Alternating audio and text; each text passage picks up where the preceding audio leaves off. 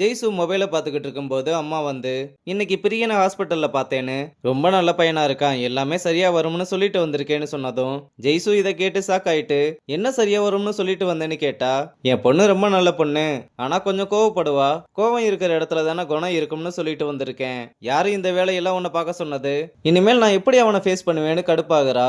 அம்மாவும் எல்லாமே உன்னோட நல்லதுக்கு தான் பண்ணியிருக்கேன்னு அக்காவையே அவ்வளவு பாசமா பாத்துக்கிறான், கட்டுன பொண்டாட்டியை எப்படி பாத்துக்குவான்னு புகழ்ந்து தள்ளிக்கிட்டு இருக்கும்போது அப்பா ரொம்ப கோவமா வந்து ஜக்குவை கூப்பிட, அம்மாவும் அப்பா ரொம்ப கோவமா இருக்கத பார்த்து என்னாச்சுன்னு கேட்க, அப்பாவும் எல்லா விஷயத்தையுமே சொல்லி, ரவுடி பசங்க வந்து இப்படி கடையில நின்னா எப்படி எல்லாருமே துணி வாங்க வருவாங்கன்னு கத்துறாரு. அப்ப ஜக்கு அங்க வந்து அவங்க ஒன்னும் ரவுடி எல்லாம் இல்ல, அவங்க எல்லாருமே பாடி கார்டு தான், அக்கா மட்டும் நம்ம கூட இருந்தா மத்தவங்க கிட்ட வர்றதுக்கே யோசிப்பாங்கன்னு சொல்றான்.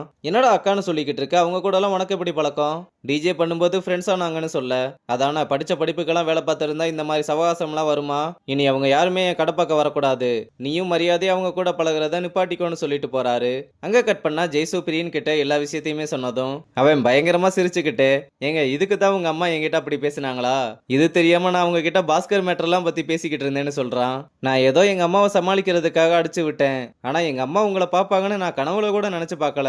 சரி விடுங்க, நீங்க எதுவும் தெரிஞ்ச மாதிரி காட்டிக்காதீங்க, அவங்க கிட்ட நான் பேசி சமாளிச்சுக்கிறேன்னு சொல்றான். ஜெய்சுவும் தயவு செஞ்சு இந்த விஷயத்த யார்கிட்டயுமே சொல்லிடாதீங்கன்னு சொல்ல, நான் யார்கிட்டயும் சொல்ல மாட்டேன், ஆனா நீங்க கல்யாணம் பண்றத பத்தி ஒரு முடிவுக்கு வந்துதான் ஆகணும்னு சொல்றான். அப்புறம் ஜக்கு அக்காவை பார்க்க வீட்டுக்கு வர, அம்மாவெல்லாம் அப்புறம் பார்க்கலாம், நீ வந்து என் கூட உட்காந்து சாப்பிடணும் உட்கார வச்சு நான்வெஜ்ல என்னென்ன ஐட்டம் இருக்கோ எல்லாத்தையுமே எடுத்து வச்சு சாப்பிட சொல்றா. நம்ம பையனும் சாப்பிட்டு பார்த்து ரொம்ப நல்லா இருக்குன்னு சொல்றான். சரி எதுக்கு அம்மாவை தேர்றேன்னு கேட்டா, அக்காவை கூட்டிட்டு போனதுனால வீட்டுல அப்பாவுக்கும் எனக்கும் பிரச்சனை பெருசாயிருச்சுன்னு சொன்னா. என்னடா சொல்ற, நீ அவருக்கு ஹெல்ப் பண்ண தானே பார்த்த?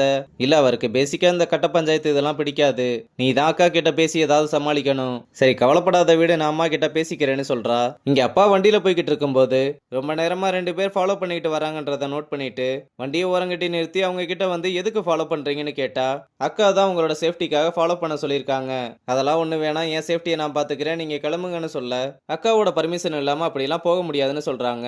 சரி அந்த அக்காவுக்கு கால் பண்ணி கொடு, நான் பேசிக்கிறேன்னு சொன்னதும் அவனுங்களும் கால் பண்ணி கொடுக்க, ஏங்க நான் ஒரு பிசினஸ் மேன் 4 இடத்துக்கு போயிட்டு வருவேன், பின்னாடியே இப்படி 2 பேர் வந்தா நல்லாவா இருக்கும்? நான் தான் ஜக்கு கிட்ட சொல்லிட்டேன்ல, அவன் உங்ககிட்ட எதுவும் சொல்லல, நீங்க மோதுறது ஆடிட்டர் கிட்ட, அதனாலதான் உங்களோட சேஃப்டிக்காக அனுப்புனேன், அதெல்லாம் நான் பாத்துக்கிறேன், நீங்க ஃபர்ஸ்ட் அவங்களை கிளம்ப சொல்லுங்கன்னு சொல்ல, அக்காவும் இதுக்கப்புறம் உங்க இஷ்டம், ஏதோ தெரிஞ்ச பையனோட அப்பான்றதுனால பண்ணேன், நீங்க எதுக்கும் கொஞ்சம் கேர்ஃபுல்லா இருங்கன்னு வார்ன் பண்ணிட்டு பசங்களை அவரை ஃபாலோ பண்ணாம கிளம்பி வர சொல்றாங்க. இங்க ஜெய்சுவும் மதுவோட அப்பாவை மீட் பண்றதுக்கு கோர்ட் ஆர்டரை வாங்கிட்டு வந்த மாதிரி தெரியுது. அப்பாவும் கிரிஜாவை பார்க்க வந்து அவங்க கிட்ட எல்லா விஷயத்தையுமே சொல்ல, இந்த மாதிரி ஆளுங்க கூட எதுக்குங்க தேவையில்லாத பிரச்சனை, 30 வருஷம் உழைச்சிட்டீங்க, பேசாம கடையை கொடுத்துட்டு அதுல இருந்து வர்ற காசை வச்சு கல்யாணத்தை பண்ணி முடிச்சிட்டு மிச்சத்தை பேங்க்ல போட்டு வர்ற வட்டியை வச்சு சந்தோஷமா இருக்கலாம்ல, என்னால அப்படி ஒரு வாழ்க்கையை வாழ முடியாதுமா. எஸ்எஸ்ன்னு ஒருத்தனை இப்ப எல்லாருக்குமே தெரியுதுன்னா அதுக்கெல்லாம் அந்த கடை தான் காரணம். அப்ப இப்ப என்ன பண்ணலாம்னு இருக்கீங்க? வீட்டுல போலீஸ் ஸ்டேஷன்ல கம்ப்ளைண்ட் கொடுக்க சொல்றாங்க, அப்படி கொடுத்தா பிரச்சனை பெருசாகுமே. அப்படி பிரச்சனை பெருசானா ஆகட்டும், ஆனா கடையை மட்டும் விட்டுறக்கூடாதுன்னு அப்பா ஒரு முடிவோட இருக்காரு. அங்க கட் பண்ணா இங்க ஜெயில மோகனோட என்ட்ரியை காமிக்கிறாங்க.